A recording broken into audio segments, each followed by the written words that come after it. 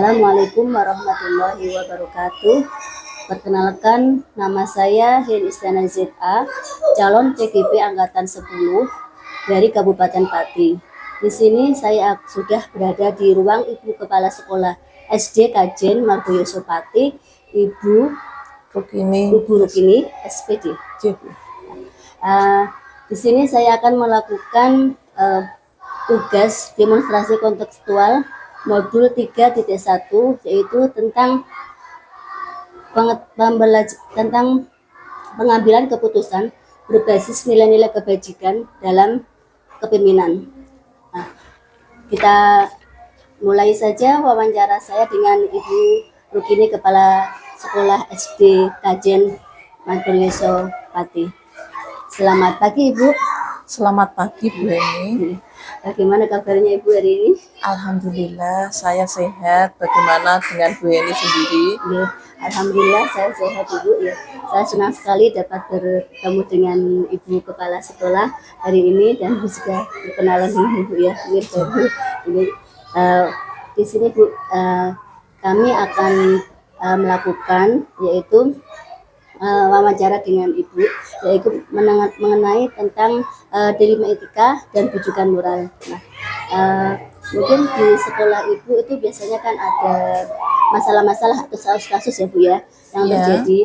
Itu kan bagaimana Ibu mengambil jalan keputusan yang terbaik untuk masalah tersebut ya. Nah, itu dari latar belakangnya. Di sini Bu, saya mau bertanya, bagaimana jenengan ini dapat mengidentifikasi kasus-kasus yang merupakan dilema etika atau rujukan moral itu? Bisa dikasih gambarannya? Ya Bu Eni, ini kan kasus itu kan sekarang ini kan ada namanya dilema etika dan rujukan moral. Saya juga tahu dari calon guru penggerak ya, karena ini istilah baru ya. Untuk mengidentifikasi masalah ini termasuk dilema etika atau rujukan moral itu pertama-tama tentu mencari fakta. Kalau ada masalah, dicari fakta yang sebanyak-banyaknya dari pihak-pihak yang terkait, nah baru itu ditentukan atau diputuskan, oh ini termasuk masalah dilema etika atau rujukan moral gitu Bu Eni. Oh iya, terima kasih Bu. Selanjutnya ya Bu ya. Iya. Bagaimana Ibu menjalankan pengambilan keputusan di sekolah, terutama untuk kasus-kasus di mana dua kepentingan yang sama-sama benar atau sama-sama mengandung nilai-nilai kebajikan Ibu? Kalau kasus-kasus sama-sama benar itu berarti yang dilema etika ya Bu Eni ya. Ya, begini Bu Eni, di SD Negeri Kajen itu kan termasuk institusi yang besar karena semua kelasnya ini paralel, sehingga warga sekolahnya banyak, gurunya banyak, muridnya juga banyak, sehingga banyak sekali timbul masalah. Ini contoh ada masalah di SD Kajen yang menurut saya termasuk dilema etika Bu Eni. Begini, jadi ada anak itu tidak masuk sekolah beberapa hari karena tidak ada kabar, gurunya akhirnya ke rumah anak tersebut, jadi istilahnya home visit gitu. Ternyata diceritakan orang tuanya anak tersebut itu dijaili temannya. Dari orang tua anak tersebut itu menuntut atau menginginkan anak yang menjaili itu harus dikeluarkan dari sekolah. Itu jadi permasalahannya seperti itu. Jadi ini caranya tentu saja kami harus mengidentifikasi satu persatu. Setelah ketemu kan ini berarti masalah dilema etika. Akhirnya solusi yang kami ambil, kami rapat dengan pihak terkait sehingga kami cari tahu dari guru-guru yang terlibat, artinya guru kelasnya, guru mata pelajarannya, guru PAI dan guru penjaskesnya. Kemudian saya juga bertanya dengan kedua orang tua wali siswa tersebut. Karena begini Bu Eni, dari kasus dilema etika itu kan kalau kita lihat anak tersebut dua-duanya punya hak untuk sekolah, gitu kan. Yang satu juga harus sekolah, tapi karena dijaili, anak yang menjaili pun kan tidak semerta kita keluarkan, apapun karakternya atau apapun sikapnya.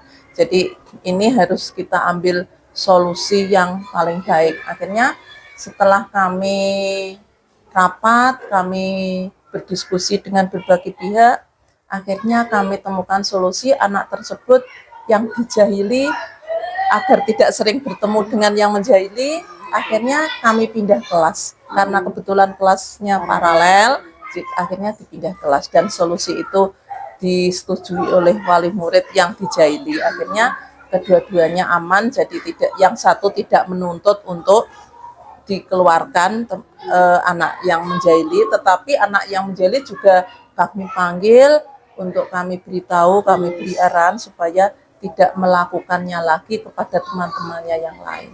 Itu contoh kasusnya Bu ini, seperti itu. Iya, betul sekali. Terus nih, langkah-langkah atau prosedur seperti apa yang biasa Ibu lakukan selama ini, Bu? Gitu, okay. Langkah-langkahnya yang pertama, kalau ada masalah berarti mencari fakta, mencari fakta yang sebanyak-banyaknya dan berusaha untuk orang-orang yang dimintai fakta itu untuk berkata jujur, gitu, Jadi, fakta itu setelah ditemukan kemudian digali dari berbagai pihak, kemudian kami juga harus berdiskusi dengan pihak-pihak yang terkait, yaitu misalnya dengan guru di sekolah kami semuanya, kemudian dengan orang tua siswa, kemudian dengan komite sekolah, atau bahkan juga karena sekolah kajen itu kan berdekatan dengan balai desa. Ada juga permasalahan yang melibatkan perangkat desa dan kepala desa juga. Itu setelah kami berdiskusi, kemudian yang langkah selanjutnya dicari solusinya. Itu kemudian setelah dicari solusinya, solusi itu kita terapkan untuk menyelesaikan masalah. Itu langkah-langkahnya seperti itu. Sekali ya, Bu ya. Terus Bu, hal-hal apa yang selama ini Ibu anggap efektif dalam pengambilan keputusan pada kasus-kasus dilema etika itu? Kalau hal-hal yang efektif itu yang pertama mungkin ini harus berdiskusi, Bu ini. Jadi yang pertama itu tentang komunikasi. Jadi semua hal, semua permasalahan harus dikomunikasikan dengan berbagai pihak. Itu yang paling efektif ini. Diskusi itu ya. Ya, diskusi, betul. Terus ini lagi Bu, hal-hal apa saja yang selama ini merupakan tantangan Bu dalam pengambilan keputusan pada kasus-kasus dilema etika? Kalau kasus-kasus dilema etika itu tantangannya kan begini Bu. Jadi kasusnya itu kan dua belah pihak sama-sama benar ya. Jadi walaupun ini menjadi masalah, kedua belah pihak sama-sama benar, dua hal itu sama-sama benar, sehingga tidak boleh, tantangannya itu tidak boleh berpihak. Nah, sekolah atau kepala sekolah, guru tidak boleh berpihak pada salah satu. Jadi dua-duanya harus seimbang, dua-duanya harus saling diperhatikan. Itu jadi tidak boleh istilahnya merugikan salah satu pihak gitu. Jadi dua-duanya harus sama-sama diuntungkan, sama-sama dihargai, itu Bu. Bagus sekali Bu ya. Terus apakah Ibu memiliki sebuah jadwal yang tertentu dalam sebuah penyelesaian kasus dilema etika? Apakah Ibu juga langsung menyelesaikan di tempat atau memiliki sebuah jadwal untuk menyelesaikannya? Bentuk prosedur seperti apa yang Ibu jalankan itu? Apakah ada waktu jadwal atau tidak? Kalau jadwal itu tidak ada Bu, karena masalah itu kan juga tidak terjadwal Jadi masalah itu datangnya juga tiba-tiba, sehingga kami tidak menjadwalkan untuk penyelesaian masalah. Yang jelas kalau ada masalah apapun itu, terutama masalah dilema etika, ya harus segera diselesaikan gitu, harus segera menghubungi pihak-pihak terkait, harus segera berdiskusi, harus segera mencari solusi, dan harus segera menyelesaikan masalah. Jadi masalahnya tidak boleh ditunda-tunda. Itu Bu. Iya, betul, cepat selesai. Adakah seseorang atau faktor apa yang selama ini mempermudah atau membantu Ibu dalam pengambilan keputusan dalam kasus-kasus dilema itu yang terkait di dalamnya? Kalau pihak-pihak yang terkait tentu nomor satu guru-guru Guru-guru guru-guru SD Negeri Kajen itu adalah rekan saya untuk menyelesaikan masalah itu. Yang kedua tentu wali siswanya, orang tuanya, kemudian yang ketiga komite, kemudian pihak di luar itu yang berhubungan dengan masalah tersebut. Itu Beni. Gitu ya Bu ya. Ya. Ini yang terakhir Bu, dari semua hal yang telah Ibu sampaikan, pembelajaran apa yang dapat Ibu petik dalam pengalaman Ibu mengambil keputusan tersebut? Oh, okay. Pengalaman saya yang pertama itu Bu, kalau ada permasalahan itu satu, saya harus selalu mengajak diskusi pihak-pihak terkait itu Bu satu. Jadi saya harus melibatkan guru nomor satu. Jadi semua permasalahan harus saya bicarakan dengan guru. Itu yang penting. Jadi faktor komunikasi dan diskusi itu Bu Eni.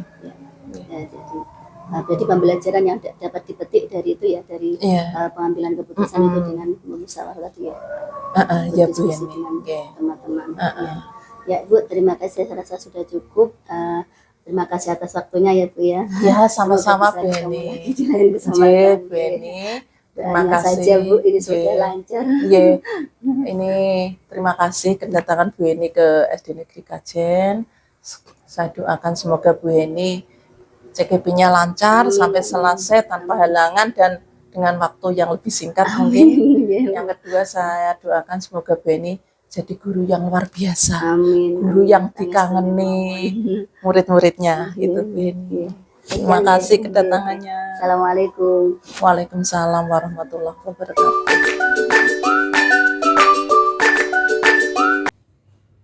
Assalamualaikum warahmatullahi wabarakatuh. Waalaikumsalam warahmatullahi wabarakatuh. Nama saya Heni Istiana ZA, calon guru penggerak angkatan 10 dari Kabupaten Pati. Pagi hari ini saya sudah berada di ruang Ibu Kepala Sekolah TK Masito Kajen, yaitu Ibu Umrotul Alia SPDI, di mana hari ini saya akan melakukan wawancara terkait dengan modul 3.1 tentang pengambilan keputusan berbasis nilai-nilai kebajikan sebagai pemimpin. Selamat pagi Bu. Selamat pagi Bu Eni. Bagaimana kabarnya hari ini? Alhamdulillah sehat. Mohon maaf Ibu, hari ini saya akan mengganggu waktu sebentar ya Bu ya. Boleh. Untuk sesi wawancara terkait dengan dilema etika dan rujukan moral. Nah, biasanya kan sebagai seorang pendidik atau kepala sekolah itu kan harus memutuskan kasus yang terjadi, yaitu dengan cara yang kita ambil itu pengambilan keputusan yang tepat ya Bu ya. Nah, mengenai hal-hal tersebut Bu, saya ingin bertanya, bagaimana Ibu dapat mengidentifikasi kasus-kasus yang merupakan dilema etika atau rujukan moral Ibu? Untuk dilema etika atau rujukan moral itu kelihatannya contohnya kayak kasus seperti misalnya wali murid memesan memilih guru seperti itu juga dilema, tapi kami juga mempunyai cara untuk bisa wali murid tidak tersinggung, guru juga akan baik-baik saja di depan wali murid. Terus saya sebagai pengelola TK Masito Kajen juga bisa memutuskan secara baik dan benar untuk dua-duanya atau untuk saya juga. Di antaranya seperti itu adalah kami memutuskan untuk memilihkan kelas tersebut, guru tersebut, tapi tidak sepengetahuan dua belah pihak, di antaranya guru dan wali murid. Tapi saya pilihkan sendiri. Waktu saya diminta wali murid untuk, Bu, anak saya jangan diajar ibu guru itu. Tapi saya jawabnya begini, saya milih guru ini Bu, tapi saya jawabnya begini, semua guru baik Bu, tidak ada guru tidak baik, dan semua guru itu baik untuk anak-anak ibu. Mohon doanya aja, nanti bisa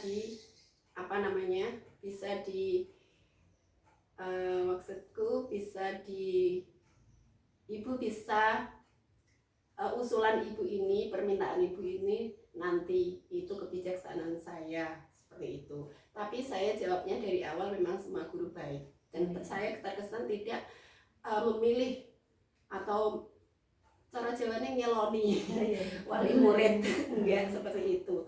Tapi semata-mata hanya saya bilang semua guru itu baik, tidak ada guru tidak baik, seperti itu Iya. untuk kebijakan moral etika. Ya, terus bagaimana Ibu ini menjalankan pengambilan keputusan di sekolah, terutama untuk kasus-kasus di mana ada dua kepentingan ya Bu ya, yang sama-sama benar atau sama-sama mengandung nilai kebajikan. Ya. Untuk masalah itu biasanya kami tanya sama yang lainnya atau mungkin guru-guru yang lainnya. Nanti saya ambil yang terbanyak, suara yang terbanyak, yang disepakati oleh ibu-ibu guru. Jadi semata-mata tidak saya putuskan sendiri, tapi ada pihak lain yang masuk ke keputusan itu. Terus langkah-langkah atau prosedur seperti apa yang biasa Ibu lakukan selama itu? Langkah-langkah untuk membuat keputusan tadi. Langkah-langkahnya itu tadi. Pertama memang saya hanya saya keep saya sendiri, hanya saya pikir saya sendiri, dan saya jawabannya juga tidak menjawab iya atau tidak, tapi mengambang. Tapi nanti saya misalnya tadi yang saya yang saya bicarakan bahwa wali murid memilih guru itu ya tetap saya pilihkan. Tapi saya di depan wali murid saya tidak akan bilang kalau itu akan saya pilihkan atau saya turuti kemauannya seperti itu. Tapi saya hanya diam, tapi menuruti dia. Jadi tidak ada semua pihak yang tahu, hanya saya sendiri. Tapi kalau yang lainnya yang menyangkut guru-guru atau pengelola yang lain atau mungkin pengurus-pengurus yang lain di lembaga ini, itu nanti saya ajak bicara. Kalau saya bicara suaranya yang terbanyak yang mana itu yang saya ambil, seperti itu. Ya. Terus hal-hal apa saja yang selama ini Ibu anggap efektif dalam pengambilan keputusan pada kasus-kasus dilema etika itu? Yang saya ambil yaitu tadi memang untuk keputusan saya sendiri, keputusan saya sendiri, tapi tidak merugikan semua pihak. Terus lanjut Bu, niki apakah Ibu memiliki sebuah jadwal tertentu, misalnya dalam sebuah penyelesaian kasus? Nah, kasus seperti dilema etika tadi ya Bu ya, apakah Ibu itu langsung menyelesaikan di tempat atau memiliki sebuah jadwal atau untuk penyelesaiannya, bentuk atau prosedur seperti apa yang Ibu jalankan selama ini? Lihat kasusnya. Kalau memang kasusnya itu untuk dibicarakan hari itu juga ya bisa disepakati hari itu juga. Tapi kalau memerlukan waktu ya harus ada waktunya. Adakah seseorang Bu yang atau faktor-faktor apa yang selama ini mempermudah atau membantu Ibu itu dalam pengambilan keputusan dalam kasus-kasus dilema etika itu? Biasanya memang saya lapangan, saya melihat situasi di luar, bagaimana ibu ini, bagaimana guru ini, bagaimana saya sendiri, tidak semata-mata hanya guru dan wali murid atau mungkin anak didik, tidak, tapi saya sendiri juga saya masukkan, saya